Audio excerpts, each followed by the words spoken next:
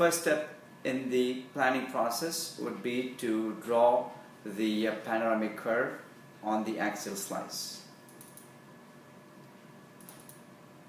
And once we complete the plotting of this curve, we would see the panoramic view, and then we will select the site for the implant placement.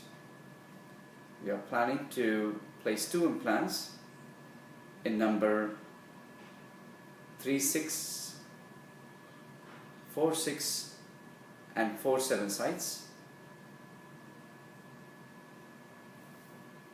and at this point we see that there is adequate ridge width that's available to us. There is a significant submandibular concavity that is seen on the radiograph. So let's drop an implant. We will measure the width of the bone. Once we have the panoramic film, we are now plotting the nerve.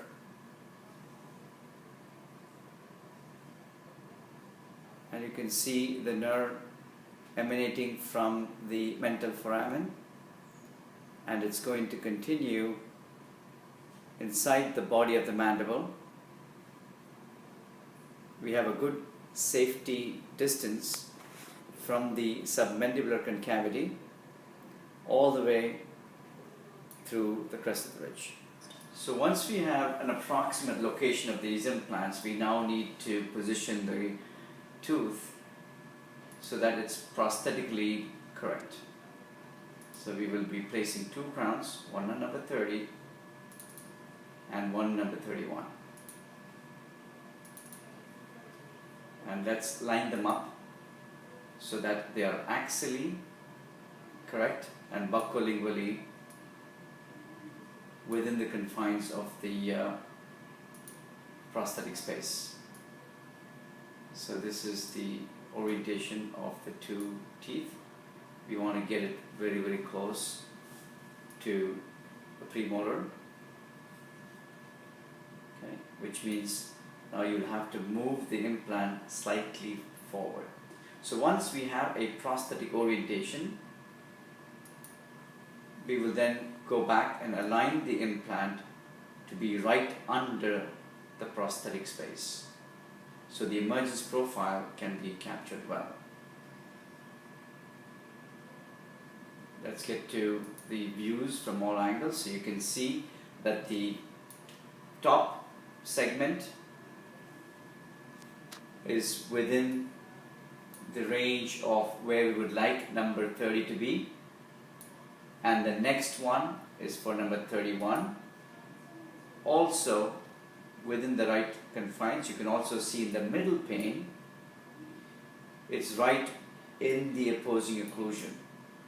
The buccal cusp is lying within the central fossa of the opposing tooth, and the size of the tooth is defined in the dimensions. Mesiodistally we have 9.8, buccolingually we have 8.5, and the length is about 7 millimeters. So there's enough prosthetic space that's available. You can also see in the 3D rendering how these teeth will appear, and we can also get them to be in the plane of occlusion by moving the tooth up. That's the inferior view, that's the occlusal view, and the lateral view. So we can tweak the position of the tooth to be in line on the occlusal plane for number 30. So you can grab number 30 tooth and push it up, and push it up, as you can see, and it will change.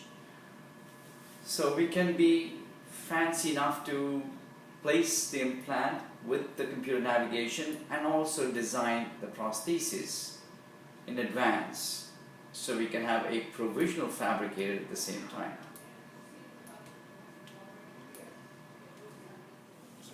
Yeah.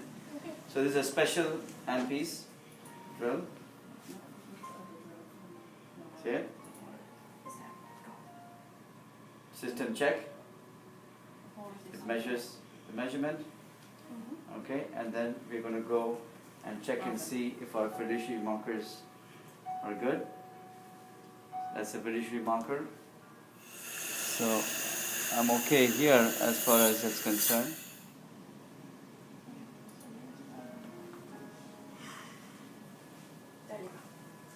That's it. So it becomes yellow. We're all set. So again, go back in. We will check and see if you're on the buccal cusp. Tip. That's the first tip. Central fossa.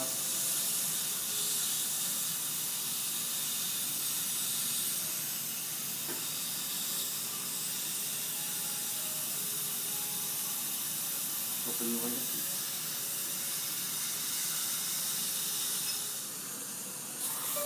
That's it. That's the bullseye.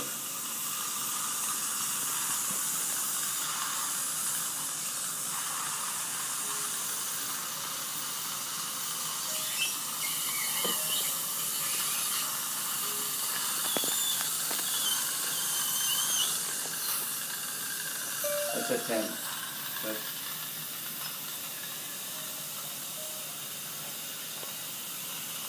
You're talking? You're taking a video.